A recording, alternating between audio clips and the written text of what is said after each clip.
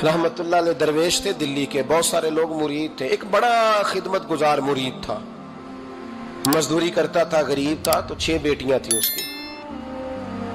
हजरत साहब के पास रोज आके कहता, हुजूर बच्चियों के लिए दुआ करें, अल्लाह कोई असबाब पैदा करे। एक बच्ची की शादी का खर्चा 1000 दिनार है और मैं गरीब हूँ। हजरत साहब दुआ कर देते।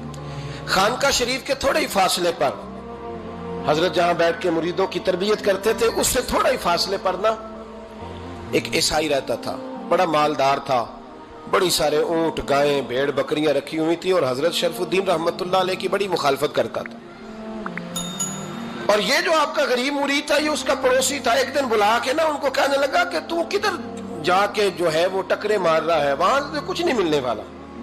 वो तुझे क्या देंगे जिनकी खानका खुद चंदे पे चलती है, मदरसा चंदे पे चलता है, मस्जिद चंदे पे चलती है, तेरी बेटी का मामला कहां हल होगा?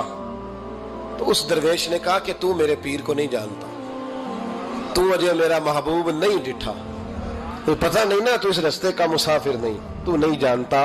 उनका बस चले ना तो वो हर कीमत में मेरी बेटियों की शादी करा दे।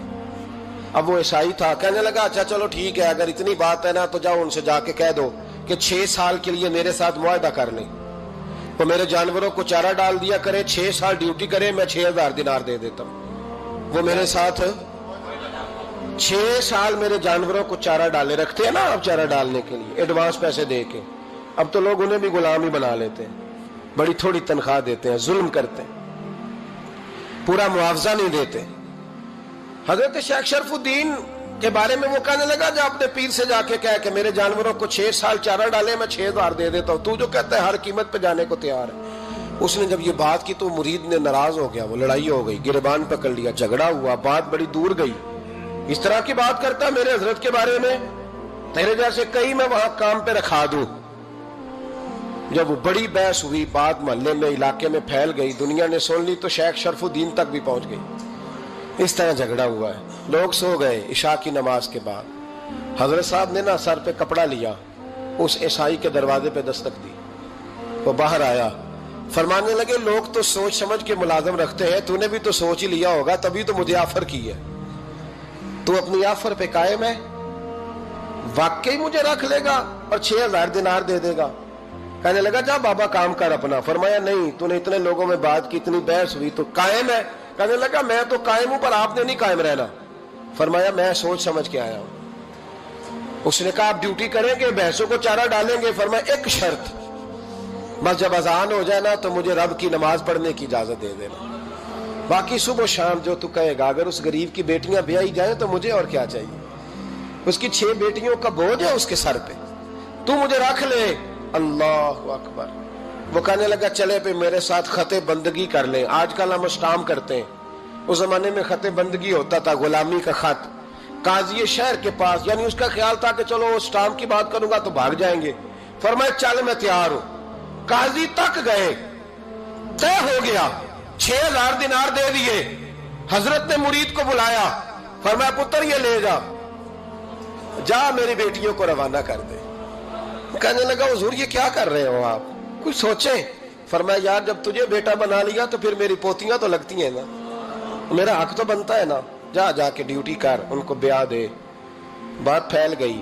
बादशाह भी अकीदतमंद था, वो 12000 दिनार लेके पहुंचा। क्या बताऊं इन रब के बंदों का दिल कैसा होता है, क्या दर्द होता है, क्या रंग। 12000 दिनार लेके बादशाह आया और आके हजरत को पेश किए का हुजूर आप दें इस ईसाई को, डबल दें और जाए काम करें। आप फरमाने लगे तू पैसे दे, शर्तें ना लगा, मेरा जहां दिल करेगा मैं खर्च करूंगा, मुझे तो मजा ही अब आने लगा है, अभी तो लुत्फ आ रहा है, अभी तो जायका आया है कुछ करने का, पैसे देने हैं तो दे, पाबंदी ना लगा, जहां मेरा दिल करेगा मैं। उसने कहा हुजूर ठीक है रख ले। हजरत ने फजर मस्जिद में पढ़ी, जेब में 12000 दिनार थे, ऐलान फरमाया भी किसी और की बेटी भी बैठी है तो पैसे मेरे पास है। वो 12000 दिनार भी बांट दिया और 12000 दिनार बांट के ना तो फिर चले गए खेत में चारा काटने। उस ईसाई को किसी ने बतलाया कि उनके पास तो 12000 आया है, पर तुझसे जान नहीं छुड़ाई उन्होंने। वादा ये हुआ था कि 6 देंगे तो जाएंगे, जब तक देंगे नहीं तेरे घर में काम करेंगे।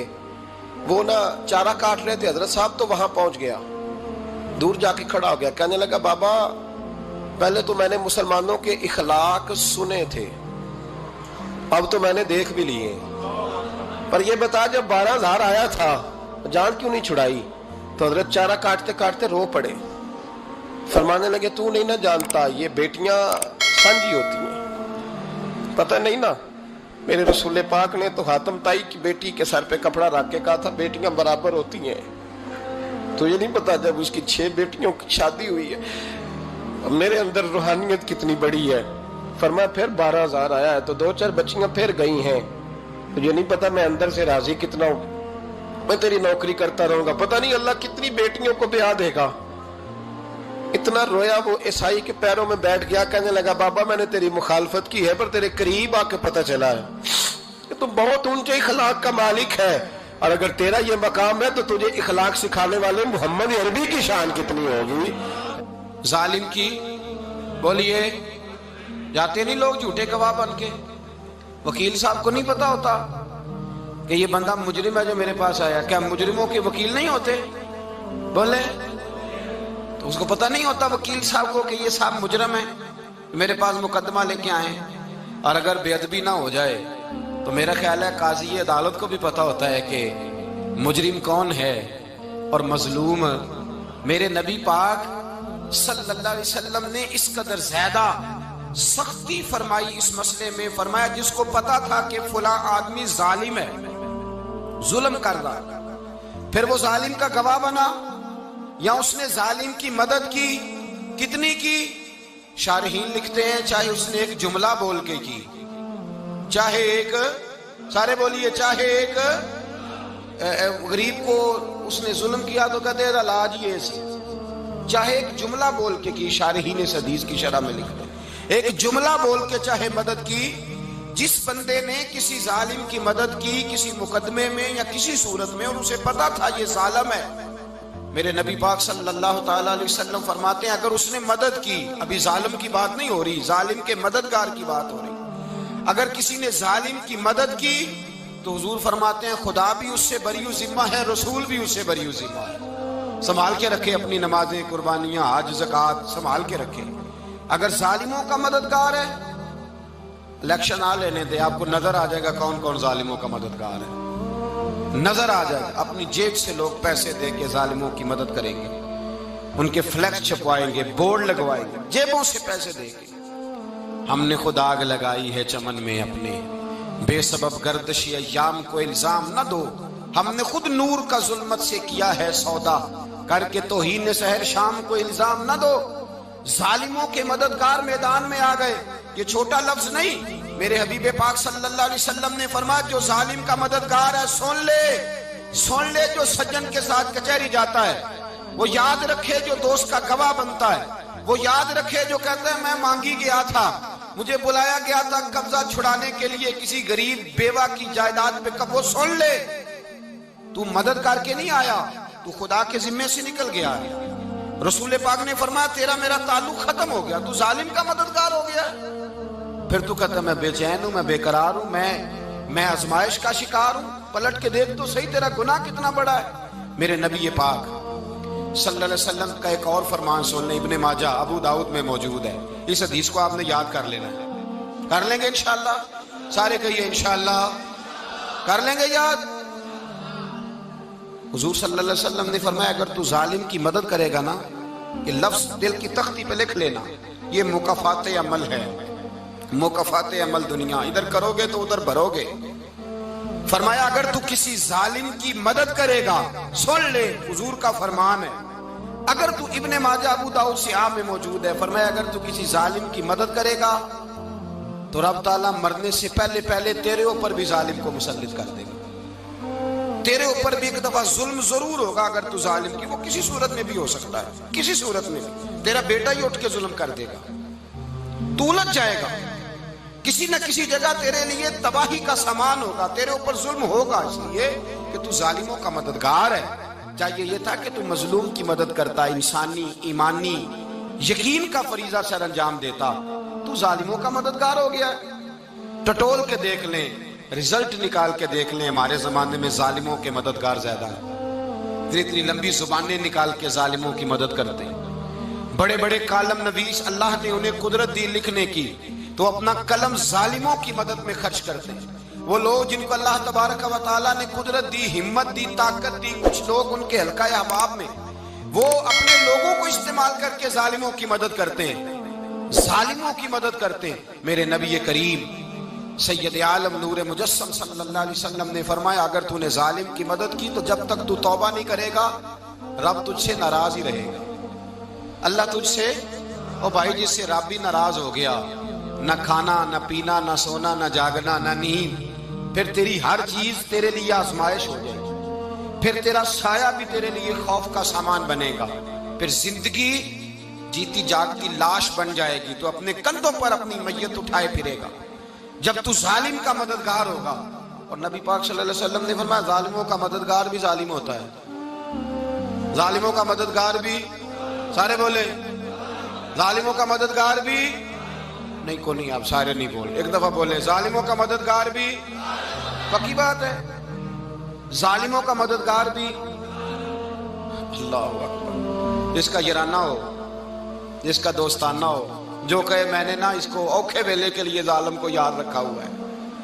کبھی مشکل میں رکھے نہیں ہوئے لوگوں نے ظالم دوست، کہتے ہیں میں نے رکھے ہوئے ہیں، بلکہ ہمارے دیہات میں تو کہتے ہیں میں نے بازو بنائے ہوئے ہیں۔ کس کو بازو بنا لیا؟ ظالم بھی کبھی بازو ہوتا ہے، جو ظلم کی تلوار لیے میدان میں کھڑا ہے۔ قارون، حامان، فرعون، نمرود کا حال نہیں لوگوں نے دیکھا؟ اپنے زمانے میں آپ نے کتنے لوگ نہیں دیکھے جن کے سائے سے، آواز سے لوگ کانپتے تھے؟ پھر پولیس کی گاڑیوں میں وہ اس طرح مردہ پڑے کہ دنیا نے تماشا دیکھا ان کا۔ یہ رنگ ہم نے دیکھے نہیں اپنے آنکھوں سے۔ فرمایا ظالم کا مددگار بھی، جو کار میں بٹھا کے لے کے گیا وہ بھی ظالم، جس نے چائے پلائی وہ بھی، جس شخص نے کھانا کھلایا وہ بھی، جو کچہری تک ساتھ گیا وہ بھی، جس نے فلیکس کے نیچے، بڑے شرابی کے نیچے چھوٹی اپنی فوٹو لگائی وہ بھی، جو ووٹ کی پرچی ڈالنے گیا وہ بھی۔ کہہ دینا باہر نکل کے کہ حضرت صاحب نے سیاسی تقریر کی ہے، کہہ دینا، پر بات تو سچی ہے نا۔ خو کرے ہم تو سے تھوڑا سا گلا بھی سن لے، خو کرے ہم تو سے تھوڑا سا بھی گلا۔ امام مالک کے پاس ایک بندہ آیا، اس نے کہا حضور میں درزی ہوں، ایک ظالم بادشاہ مجھ سے کپڑے سلواتا ہے، میں تو ظالموں کا مددگار نہیں نا۔ ایک ظالم بادشاہ مجھ سے، حضور میں تو مددگار نہیں نا ظالموں کا۔ جو فرمایا ظالموں کا مددگار بھی ظالم ہوتا ہے، تو کپڑے لے کے آتا ہے میں سی کے دے دیتا ہوں، ذمہ داری نہیں۔ یہ ایک آدمی دکاندار ہے، اس سے کوئی بندہ چیز خریدنے آئے گا تو تھوڑی کہے گا میں نے نہیں دینی، تو دے گا۔